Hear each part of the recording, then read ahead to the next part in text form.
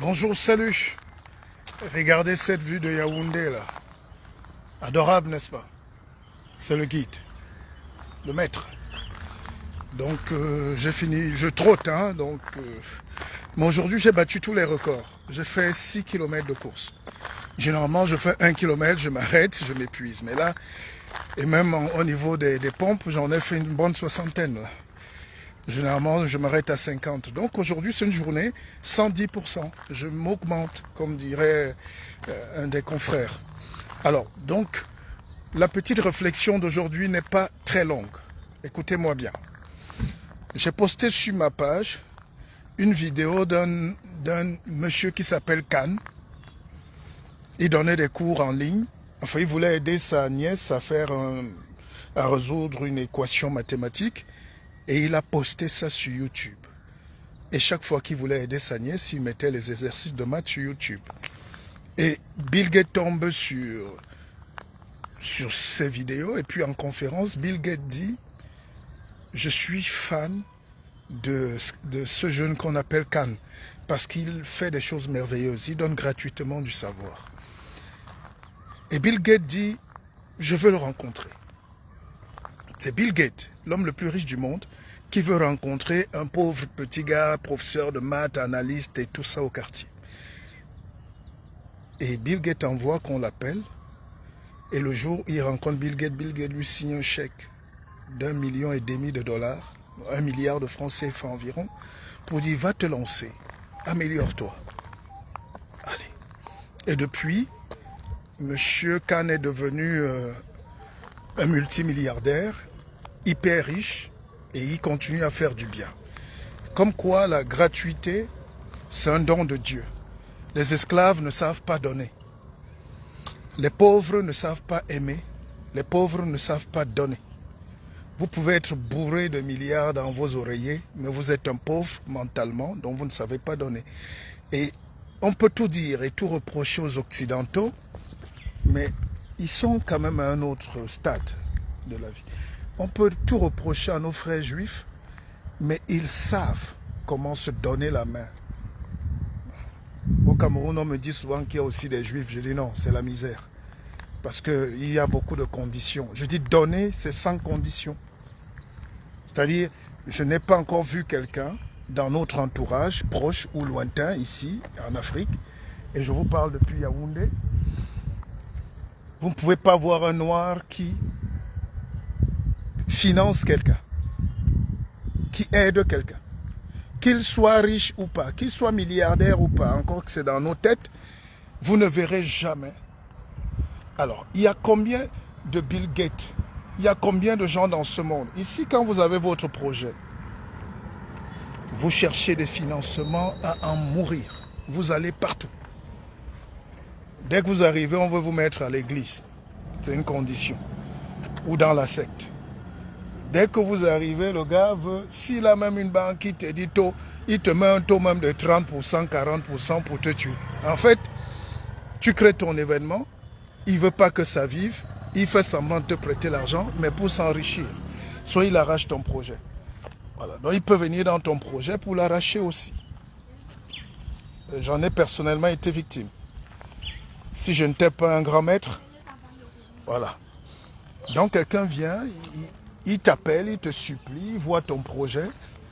Au lieu de t'aider à avancer dans ton projet, il veut entrer dans ton projet. Et tu t'amuses, il arrache ton projet.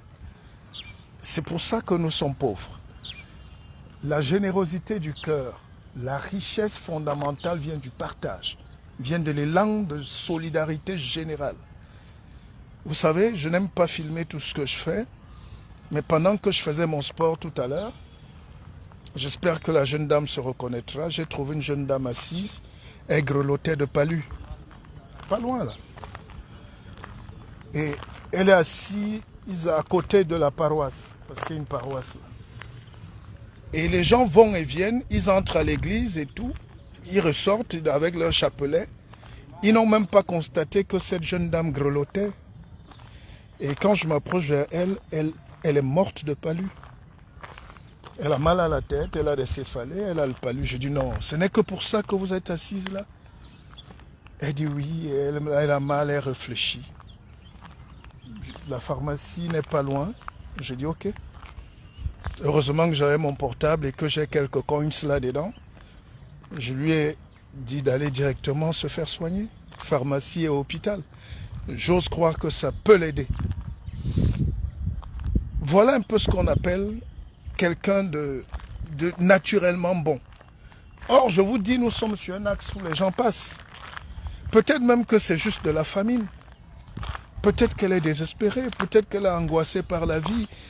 Je lui ai posé 2 ou 3 questions. Elle a 30 ans. Elle a 2 enfants.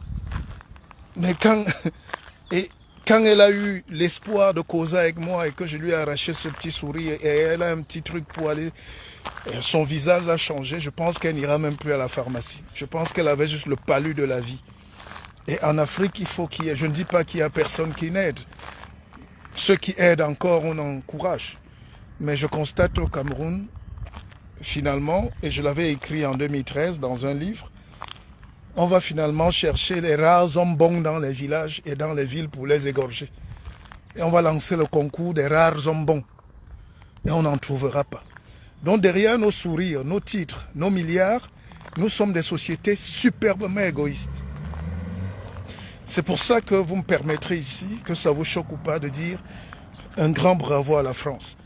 Pas la France actuelle qui se détricote, qui supprime l'aide médicale d'État, l'aide aux pauvres. Mais en France, on a imaginé un pays de Dieu. Le pays a été créé comme les dieux sur terre. C'est pour ça qu'ils ont eu la force mentale et spirituelle d'aller dominer les autres. Quand vous atteignez ce stade de spiritualité, vous êtes obligé de dominer les autres. Parce que vous basculez dans la lumière. La France est le plus grand pays du monde. Je fais ce post-là aujourd'hui pour vous emporter les explications valables et scientifiques. La France est le seul pays où on a mis l'homme au centre.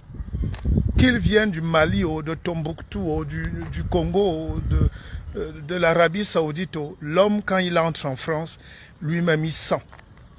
Il sent qu'il est arrivé au paradis. Tout n'est pas parfait, mais je dis il sent qu'il est arrivé au paradis. Je me suis fait enlever une dent en Suisse. J'ai payé et j'ai continué de payer. J'ai payé près de 1000 € pour une dent. J'ai été hospitalisé en Suisse. Je paye la facture jusqu'aujourd'hui. Ils ont même porté plainte. Parce que quelqu'un est mourant, mais il faut qu'il paye des centaines de mille. Dont la France, pas la France politicard et politicienne et la petite médiocrité des Jordan Bardella, des Marine Le Pen. Mais la France, dans sa construction, a été construite par le visage de Dieu. Je vous dis, je sors du sport. Voilà une église que je ne vais pas pointer du doigt. Les gens passent avec les chapelets et tout. Quelqu'un est en train de mourir là à côté, mais ils entrent quand même à l'église.